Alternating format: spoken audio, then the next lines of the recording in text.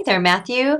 Since you're going to be getting the opportunity to do one final revision on this essay, I want to take a few more minutes to give you some screencast feedback. So by now you should have the evaluation rubric feedback that Eric and I sent you with the grade for the essay, which was pretty good. You got an 83, so just below the requirement for doing the revision. And so I think that's fine though, because I want to see you take another crack at it and bring this essay up even further because you did such a great job at revising it to get it to this point. And so let's see what we can do to take it to the next step. So I wanted to give you some specifics on this screencast.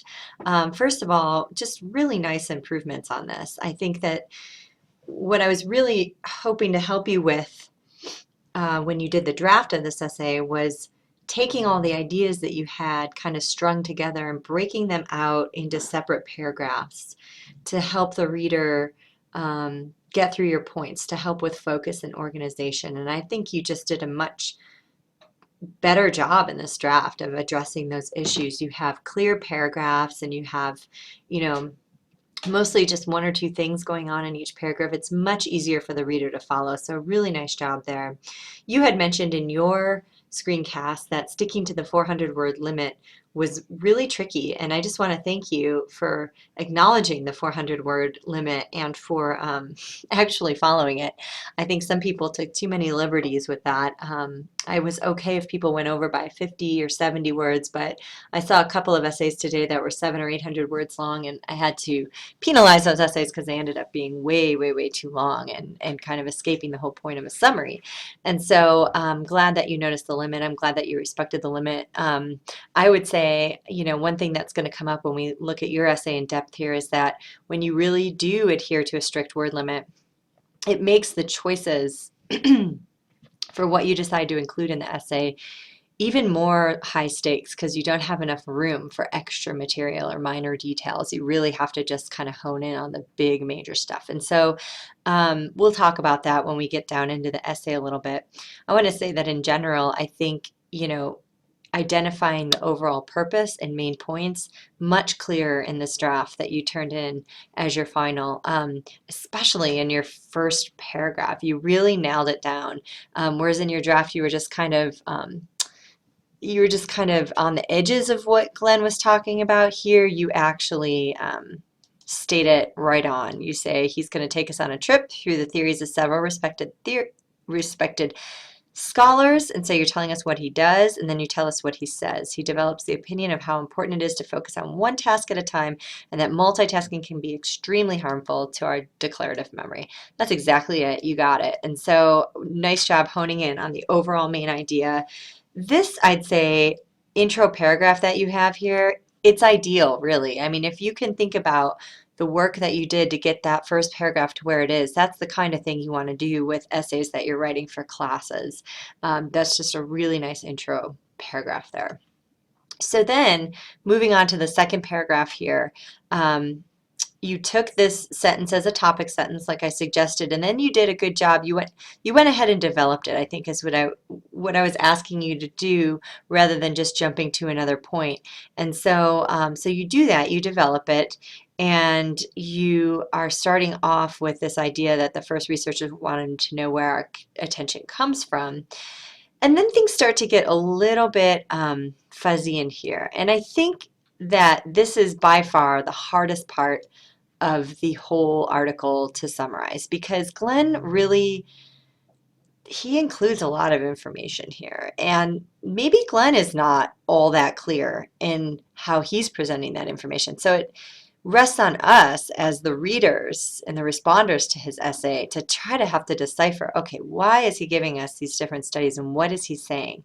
And I think there's still some work to be done here in figuring out what's actually going on with that section. So let me be more specific.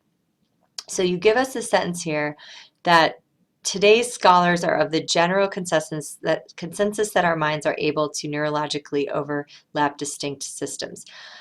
That was really hard sentence for Eric and I to digest. We just didn't know what you meant there. It might make more sense if it were set in context, if like I had read a whole paragraph and that was one of the sentences in the paragraph that helped me understand that sentence. But just standing alone there, that sentence really doesn't make sense. I'm not exactly sure what you're getting at there. So Eric and I were suggesting that you even think about taking that sentence out, okay? The other thing that felt like a minor detail and maybe not that important was this last sentence here. Keep in mind that all of these tests were administered under ideal conditions. That's just not really a crucial piece of information. I guess if there was some kind of condition that was not ideal that really affected the outcome of the study, maybe we would need to know that. But there's really no need for that particular detail. It seems like too small of a detail. So what we're left with here are a couple pieces of information that, you tell us that Miller explains that we're limited to 7 units and that this is the information bottleneck. That's true. That's absolutely true. And so I think this is all information that's worth keeping in this paragraph here. But what does this really amount to? I mean, this kind of just feels like information that you're throwing at us. And I think you need to go a little bit further in helping us figure out what's going on with that section. I mean, it's almost a whole page of the article. So what exactly is Glenn trying to convey there? He talks about this idea, as you have here, of 7 units. Well, why does he tell us that? What are we supposed to extrapolate from that idea? This idea that memory is limited. We can't stuff more in. We can't look at 7 different things that are going on around us and be expected to memorize them all. I mean, we only have so much space to store thoughts, to store learning, to store memory in. So this idea is that memory is limited, and that, they go into a couple of ways that people are able to cope with that. They talk about chunking as one method of coping and filtering, basically.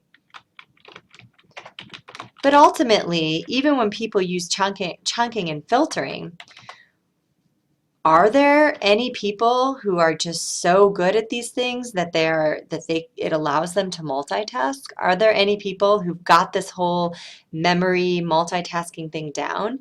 And the answer, I think, that Glenn is emphasizing there is no. And I think he actually says there are no multitasking superstars.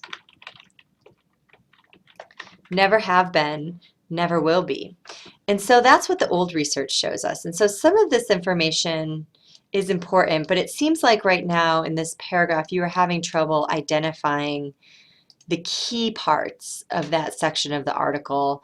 And so I would encourage you to go back to that section, maybe reread it again, and see if you can try to grasp that and really drive home that idea there. I don't think it needs to be longer than it was before. You probably can get it in maybe 2 more sentences just to really drive home what's going on in that section. And then I just wanted to point out that in this 3rd paragraph, you did an excellent job. This is one of the strongest pieces of the entire essay. It's just tight writing. It's clear. It's well delivered. It's well explained. You tell us what habit memory is and what declarative memory is. And I think to make this paragraph stronger, you just need to go a little bit further. Saying that declarative memory is more flexible is true. That is accurate. That is what the article is saying. But why is it better for learning? And there's a little bit more that you can say there to help us as readers understand why it is that declarative memory is preferable to habit memory. Okay, what does declarative memory allow us to do as learners that habit memory would not allow us to do as learners? So I'm just going to suggest that you develop that point a little bit further, just take it a little bit further. Let's see, this is a nice paragraph here where you talk about the different reactions to this, I think, in terms of what educators are doing with this. I highlighted this right here because you used David when in fact you want to use Glenn. And you were probably just doing it for variation, so as not to sound repetitive. But when we're writing academic papers, we always want to use the author's last name if we're referencing them. It's just a matter of courtesy. It shows respect and that kind of thing. So whenever you're writing an academic essay for any class that you're in, always use the author's last name. Or if you want, you can use the author's first and last name. That's acceptable as well. I think the last thing I wanted to mention as you think about revising is the final paragraph here. You turn to Hayes and you talk about this idea of hyperattention that she introduces, which is fine. That's all accurate and that comes from the article. But Eric and I both had a little bit of trouble with this last sentence here. You say Glenn is very strategic in pointing out what Hale says. Students don't start in deep attention, they start in hyperattention, and our pedagogical challenge will be to combine hyperattention with deep attention and to cultivate both. So when you end on that, what we're calling it is the wrong emphasis.